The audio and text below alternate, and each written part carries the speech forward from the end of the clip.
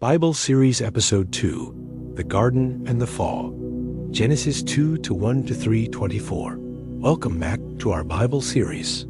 In our last episode, we explored the magnificent story of creation. Today, we journey into the heart of paradise itself, the Garden of Eden, and witness the pivotal moments that would forever change the course of humanity.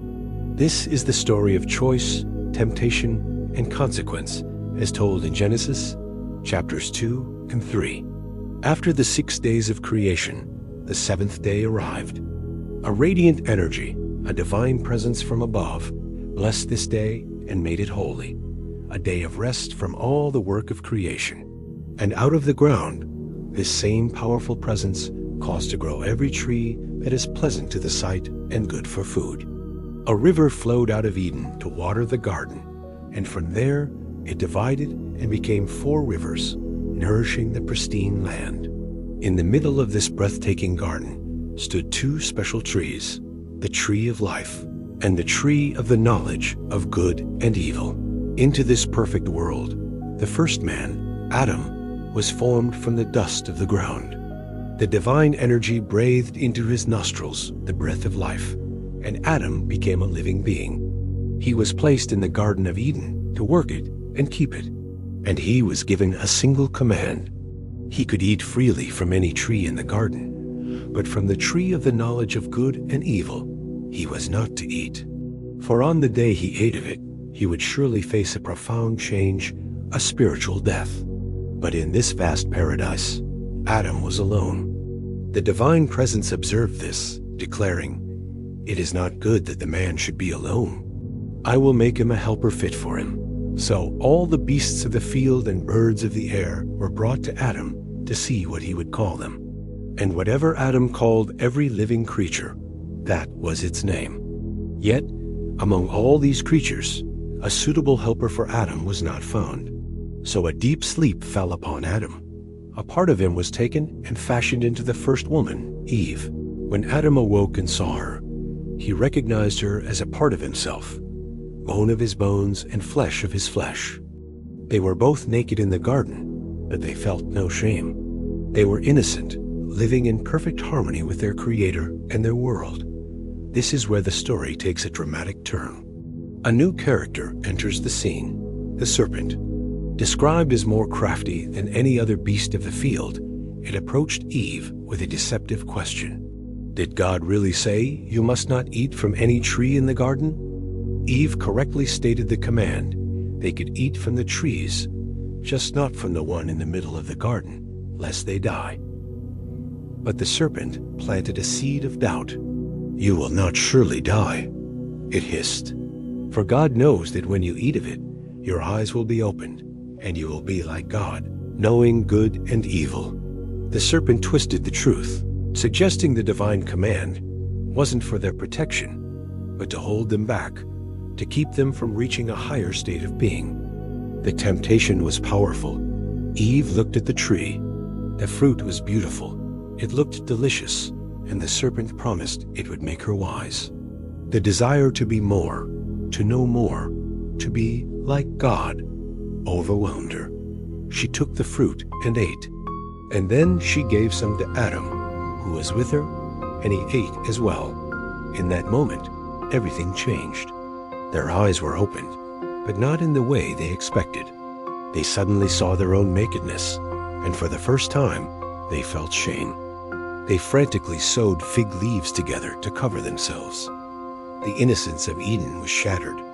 Later that day, in the cool of the evening, they heard the sound of the divine presence moving in the garden. But this time, instead of running to it, they ran from it. They hid themselves among the trees. The voice of the Creator called out, "Where are you?" It wasn't a question of location, but a question of their state, their relationship.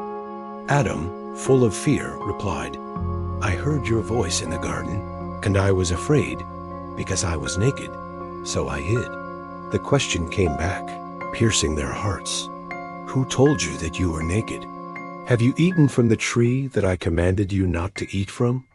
And here we see the first instance of blame shifting. Adam pointed to Eve.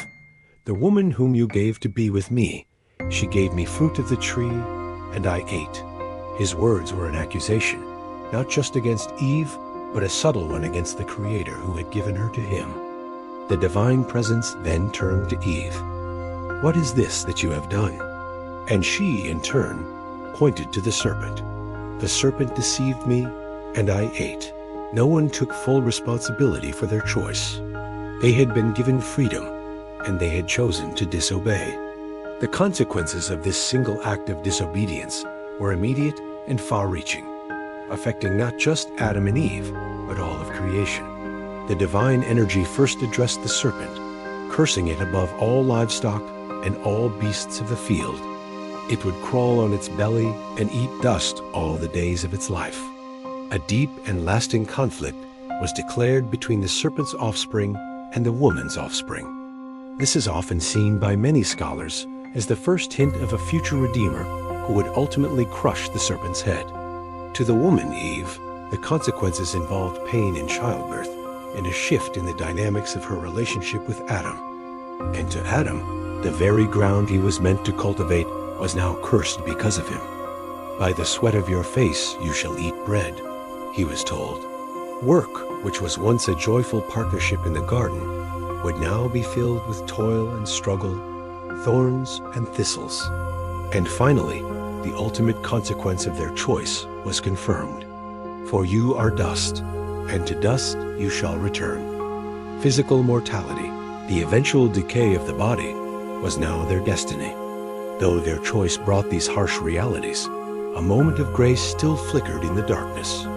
The divine presence made garments of skin for Adam and Eve, clothing them. This act of provision, even in the face of their rebellion, shows a continued care for them. It was a tangible sign that even though the relationship was broken, it was not completely severed, but they could no longer remain in paradise. The path back to the tree of life had to be closed.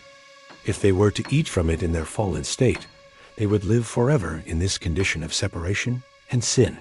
So Adam and Eve were expelled from the Garden of Eden. The idyllic home they had known was lost to them forever. They were sent out into the world to till the ground from which Adam was taken.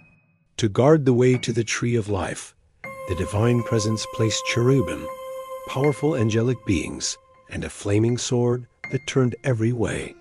The gate to Eden was closed. This story of the garden and the fall is one of the most foundational in the entire Bible. It's a profound narrative about the nature of humanity, the origins of sin and suffering, and the consequences of our choices. It illustrates the precious gift of free will and the immense responsibility that comes with it. Adam and Eve's decision to trust their own judgment and the serpent's lies over the clear word of their Creator led to a deep fracture in the relationship between humanity and the divine. This event, often called the fall, set the stage for the rest of the biblical story. It's the reason the world is the way it is, filled with both incredible beauty and heartbreaking pain. It explains our inner struggle between good and evil, our longing for a connection we feel we have lost. But crucially, it's not the end of the story. The closing of Eden's gate is not the final word. The rest of the Bible is the unfolding story of redemption, a long and winding path back to the Creator, a plan set in motion to heal the brokenness that began with a single choice in a garden long ago. Thank you for joining me for this deep dive into Genesis. This story raises so many questions about faith, freedom, and human nature. I encourage you to read it for yourself and reflect on what it means to you. Join us next time as the story of humanity continues outside the gates of Eden, with the first family, the first rivalry, and the first murder. Make sure to subscribe so you don't miss it. Thanks for watching.